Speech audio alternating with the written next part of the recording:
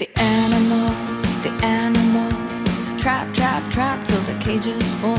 The cages fall, the day is new, and everyone is waiting, waiting on you, and you've got time.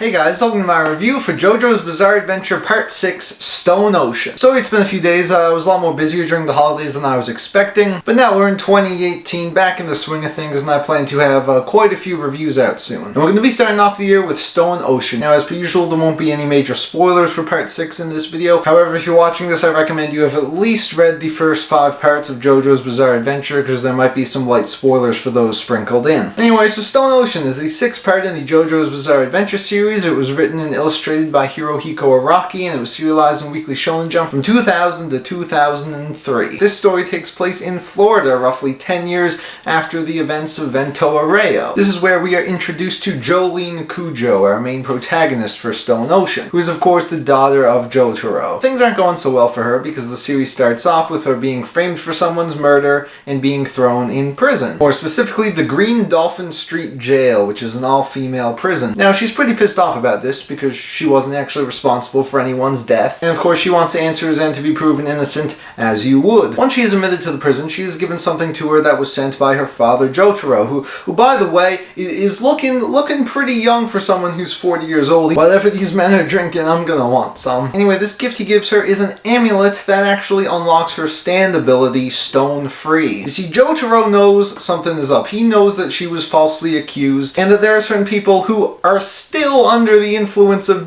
trying to wipe out the Joestar bloodline. So he gives her this crazy new ability that allows her to turn herself into string, and she teams up with some of the other prisoners she befriends, like Hermes Costello and Foo Fighters, a plankton, and now it's up to them to find out who wants them dead and put a stop to it. Problem is though, the person that they're looking for also has the ability to give people stands, and he pretty much gave a new stand to every single fucking person in this prison. And thus the bizarre adventure continues. Alright, so now that that's out of the way, I have some opinions. First off, I really enjoyed how this series got started. I thought it went really well. Some of the parts like Vento Arreo started off kind of slow, but this one just throws you right into the plot. It has a really, really strong start. It was great seeing Jotaro being involved with the plot again, and this series just had so many interesting twists and turns throughout it. A lot of great fights, a lot of great moments, a climax that, if I'm being honest, is unlike anything I have ever read. And once again, Araki knocks it out of the park with these stand abilities. I don't think they're really as good as Vento Arreo, but some of these are so creative, and they're used in such creative ways, especially Stone Free. You think a power that turns someone into string wouldn't be that cool? No, it's fucking awesome. This part probably has the craziest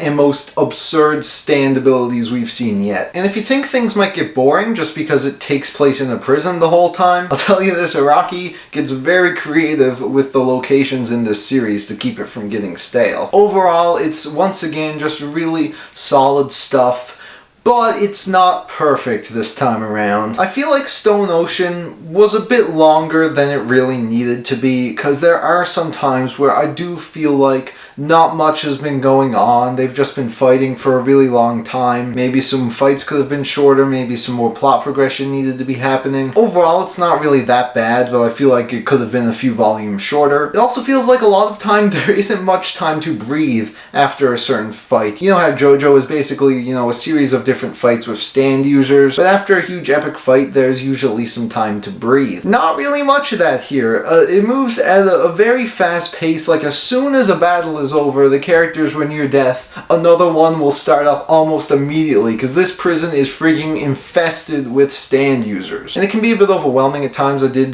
get burnt out a couple times while reading this, had to take a break, which might be one of the reasons why this video is out late. But overall, these were just minor problems I had with the series. It was still very, very enjoyable. So how about that ending? Now, going into this, I knew that Stone Ocean had a controversial ending. I didn't know anything about it, I just knew a lot of people have some opinions on this ending. We obviously aren't going to be discussing it here. If you want to leave a comment about the ending, then just say spoilers and then press enter a bunch of times so people won't see the full comment if they don't want to be spoiled. It got me so off guard. I was not expecting an ending like this at all. Not from a Jojo story, and certainly not from a Shonen Jump story. That being said, I didn't hate this ending though. In fact, I thought it was pretty unique and honestly pretty ballsy. But I still do wish it ended a different way, especially because for those who don't know, Part 7 is sort of like a reboot of the series. This is the last time we're going to be seeing this version of the Joestar family. So yeah, I didn't mind it, but I do really wish it was a bit different. One thing I have to ask though, and it honestly might be kind of a plot hole, where is everyone else? We have this evil dude carrying out the will of Dio, which of course isn't very good. Where are Josuke and Giorno? Seriously. I mean, they really could be anywhere. It's been 10 years since we've last seen them. And Giorno might not be that interested. I don't really know if he ever contacted Jotaro after Part 5. And he's of course busy being a mob boss. But seriously, what about Josuke? Crazy Diamond could have really come in handy. And Koichi and all of them?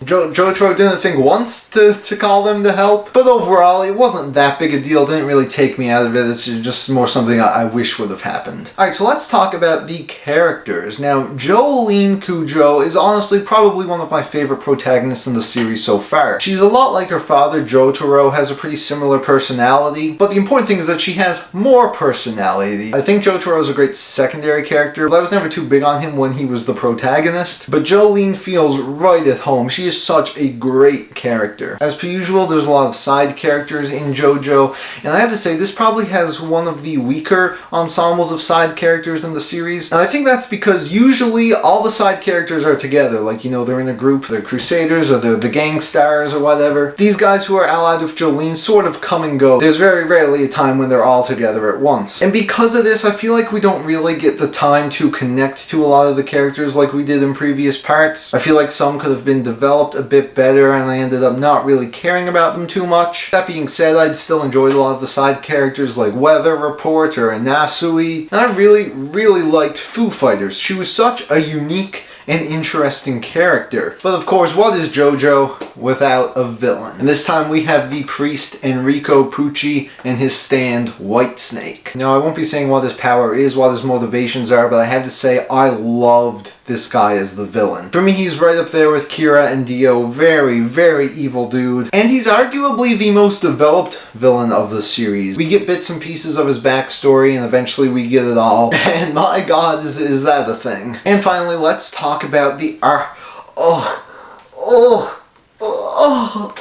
Rocky delivers perfection with his art. The evolution of his art between Phantom Blood to Stone Ocean is pretty crazy. It's a completely different style at this point, and Araki just owns it so well. As per usual, everything is super detailed. The fight scenes are easy to follow. We got some excellent character designs this time around. And I say this every time, but for a weekly series, this blows my mind how he is able to make drawings this good in such a short amount of time. And I'm very eager to read Steel Ball Run, where I know JoJo moved to a monthly series. I don't even want to think about how good that art could be. But yeah, once again, Araki delivers some excellent artwork. If you're reading Stone Ocean, the color pages are definitely the way to go. So fucking beautiful. And there you have it. Those were my thoughts on Stone Ocean. Now, admittedly, it's not one of my favorite parts. There are things that I do wish were a little bit better, and the conclusion was a little weird, to say the least. But still, if you've been reading JoJo up to this point, I really can't recommend Stone Ocean enough. The good outweighs the bad, and it's just more of the JoJo we all know and love. And I give it my final score of 8 out of 10. Now, unfortunately, as you know, Stone Ocean is not available in English, and if it ever becomes available in English, it probably won't be for another 10 years. I know one of the reasons JoJo has never really been big in English is because of the licensing problems when localizing it. A lot of copyrighted names, a lot of the stands have music references in them, and he goes crazy with that over here. I really hope that if Stone Ocean ever does come to English, they're somehow able to keep all the names. They changed Sticky Fingers to Zipper Man. So the best I can recommend right now is to support the series in English. You can read Stone Ocean online in the beautiful color pages, and I guess we'll hope for the best. So those are my thoughts on Stone Ocean. Thank you all so much for watching. You can leave your thoughts in the comments below. And I know I said Akira would be next,